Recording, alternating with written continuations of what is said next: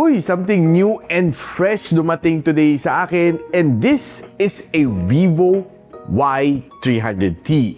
This is a China ROM phone, by the way guys, early warning, and wala tong global ROM na counterpart. Now in today's video, pag-usapan natin kung bakit okay and bakit sulit tong phone na ito, kasi ilalatag ko lahat para makita ninyo yung kagandahan nitong phone na ito. So tara, simulan natin.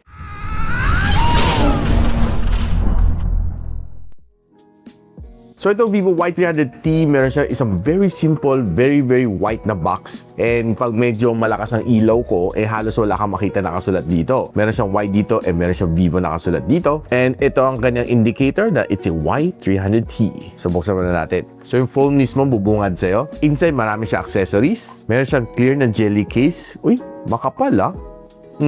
May texture. Di ka tulad mga iba. Ang lambot. Meron siyang quick start guide in Chinese. Meron siyang A to C cable. Meron siyang 44 watts sa Vivo flash charge sa charging brick. And andito ang kanyang panundot. Hindi pwede mawala to. Lalabasan natin itong phone nito. Uy! Ang ganda, yung kanyang white. Ano siya? Mukha siya exquisite na mga marbles sa mamahalin na makikita mo sa loob ng hotel. And I love yung kanyang design. Nakakaiba siya. And by the way, itong Vivo y300T, nabili ko to kay UKDB Gadgets. And I got this to 8 gigs of RAM and 256 GB of storage is currently priced at 11,000 pesos, which I'll post the link on the description box below or just simply click yung YouTube shopping link para ma-redirect kayo at mabili nito ng legit. So kunting ingat lang, ang daming scammers out there. Gamitin niyo aking YouTube shopping link para makakuha kayo ng mga vouchers coming from me. Special collaboration namin yan ni YouTube.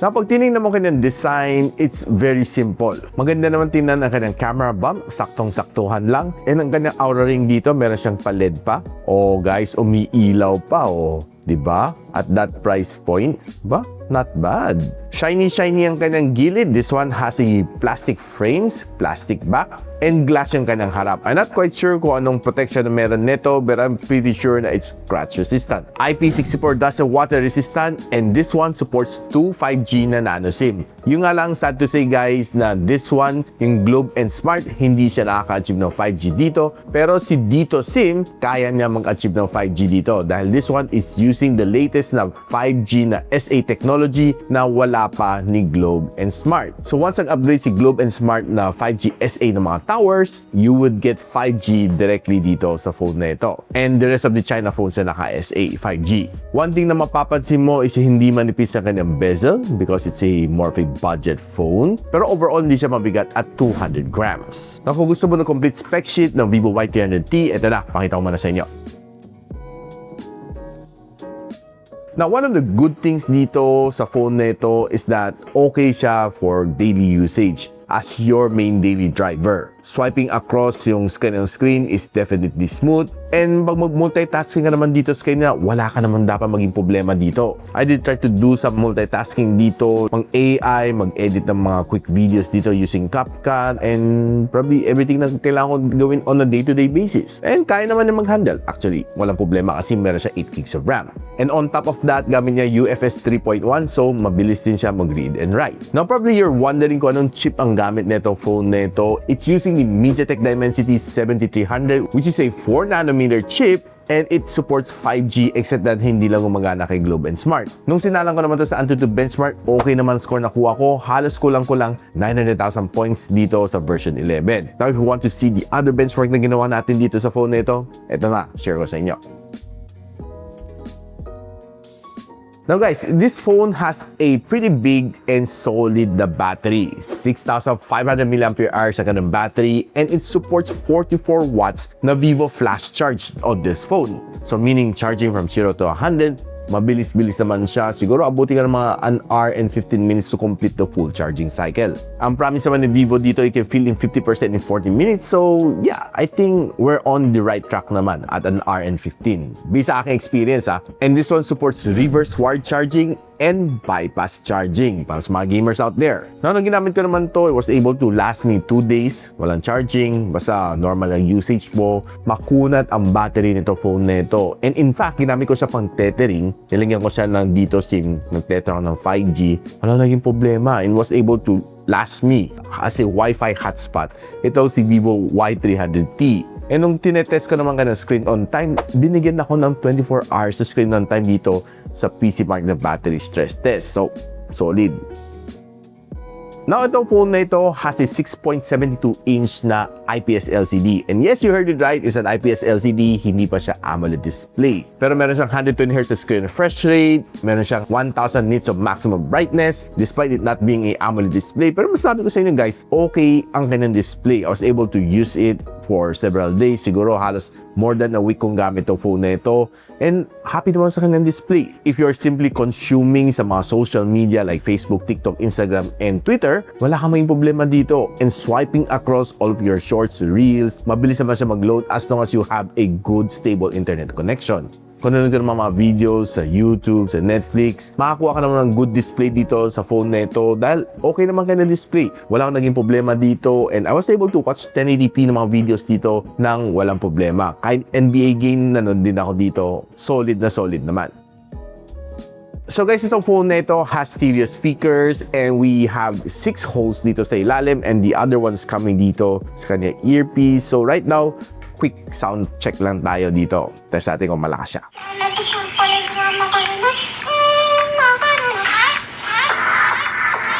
Medyo malakas ang kanyang sound sa. Probably one of the reasons is that kaya niya mag-kick up to 400% ng kanyang maximum volume. So, therefore, medyo above average ang kanyang loudness. Pero at the very least, one good thing naman is kahit sinagot ko sa 400%, hindi siya tunog lata.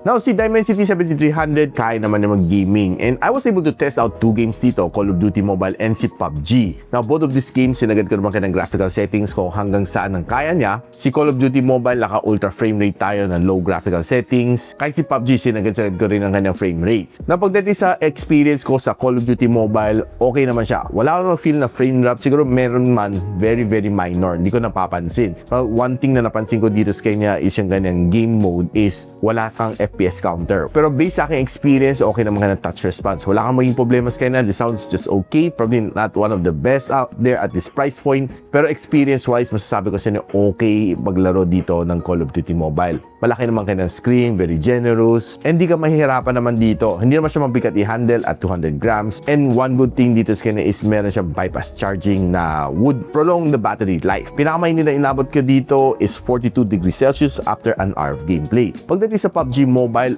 okay din. Maganda rin ang aking gameplay dito sa kanya. I was able to score 2 chicken dinners dito and yung gameplay, masasabi ko sa inyo, quite smooth. Wala akong naging problema sa kanya. Kahit grabe na yung bakbakan, no? Sabi ko sa inyo guys, super okay pa rin siya. Wala naman na feel the frame drops. The sound is just okay. And overall experience ko dito sa PUBG Mobile, I would say na para sa presyo nito, performer na siya for PUBG Mobile. And pinakamainit na inabot ko is just 40 degrees Celsius after an hour and a half ng gameplay. One thing na napansin ko dito guys is that pag drop down mo, meron pa siyang performance mode dito. Ayos, di ba? Para sa phone at this price point, meron ka pang performance mode na nalalaman. Napag-usapan natin quickly ang kanyang camera performance. 50MP na main camera sensor with an auxiliary lens. It can shoot you up to 4K and 30fps, which to my surprise. And ang kanyang front-facing camera is 8MP which can take you 1080p and 30fps na video. Now for the samples. Noong nasa outdoor ako, nasa Manila Bay ako, medyo gloomy and actually medyo padilim na siya. Nasa around 5 o'clock in the afternoon. I was able to get some of these nice natural snaps naman dito sa kanya. It was really nice. I was just strolling around, whipping out my phone, taking some photos like this one is really nice. Chill, and I was able to take some of this, well, not so bad sunset shots. This is a normal shot and nag 2x zoom tayo, ganito yung itsura. For me, overall, it's not bad. Pwede ka mang post-edit to make it look more of a sunset shot. Tinry ko naman gamitin ka ng zoom. This is a normal shot, 2x, and zooming up to 10x, ganito yung itsura niya. Medyo grainy. Now, if you go indoor, taking some product shot, okay, wala kang maging problema. Dahil it was really good. Kahit some quick food photo, makakuha ka naman some nice snaps naman dito sa kanya. And honestly, wala mang complaint sa kanya. Though hindi lang siya sobrang saturated na masarap tingnan, masarap kainin. Pero nevertheless, I would tell you na maganda ang kanyang camera at its price point. And kahit medyo low light, was able to take some snap like this one, which I approve. And some of these shots is not bad. Natural na natural siya. Except kulang lang siya kunti sa saturation. Taking some apparel shot is good. Maganda yung mga details na makakapture capture mo sa kanya. And trying some even further food photography dito, I would say na not bad talaga ang mga food na nakakapture ko dito sa kanya. Kahit mga flower shot dito is nice, not bad, except dalagang kulang lang sa kunti sa saturation. And kahit mga stuffed doll shot na nakapture ko dito is not bad, di ba? Tingnan nyo. Na pagdating naman sa mga selfie shot na nakapture ko dito is just okay. Probably not yung sobrang stand out yung mga selfie shots na nakapture ko dito. Pero be it indoor or outdoor, masasabi ko sa inyo guys na not bad. Pwede mo pang post sa Instagram, sa Facebook. Natural naman mga capture ko dito. Though, I would say na medyo kunting enhanced dahil sa kanyang beautification. Pero hindi naman siya sobrang tapang ng beautification kahit naka-off siya. Now, here's a quick sample ng video from the front-facing camera. 300T, 1080p and 60fps. Kind of front-facing camera. Not bad. See? Solid naman, pero medyo shaky nga lang siya ng konti. Tingin niya. And here's a quick sample from the rear camera. Right now, I'm shooting at 4K and 30fps. Just pretty not bad. No? And right now, medyo pa-sunset na dito sa tabi ng Manila Bay. Just panning around, and honestly not bad yung kanyang quality. I think pwede ito pang vlog. What do you think? Now guys, ano masasabi ko dito sa Vivo Y300T? This is definitely a good phone at its price point, price at 11,000 pesos. And masasabi ko sa inyo guys, ang ganda ng kanyang itsura is 1, 2, matino ang kanyang camera, 3, kaya na maglaro ng mga games, and 4, sobrang kunat ang kanyang battery. Yung kanyang Dimensity 7300 can definitely perform, and multitasking is definitely no problem at all. The only downside, though hindi ko naman siya sinasabi na deal breaker, is that hindi gumagana ang 5G ni Globe and Smart. Pero kasalanan ni Globe and Smart, hindi kasalanan ng smartphone. So okay guys, tingin nyo ba sulit itong phone na ito, si Vivo Y300T? Let me know in the comments kung gusto nyo bumili na itong phone na ito. Check out UKDB Gadgets. I'll post the link on the description box below. Or just simply click yung YouTube shopping link para ma-redirect kayo at mabili nito ng legit. Of course guys, don't forget to like, subscribe dito sa akin channel so you don't miss out mga review na rare just like this one, si Vivo Y300T. So para guys, hanggang dito muna ako and I'll see you on my next video. Peace out. And so, ako para si Richmond and you're watching Gadget Sidekick. Like and subscribe to my channel. Don't forget to hit that notification bell. For one of my latest uploads, click dito. And for one of my popular uploads, click here.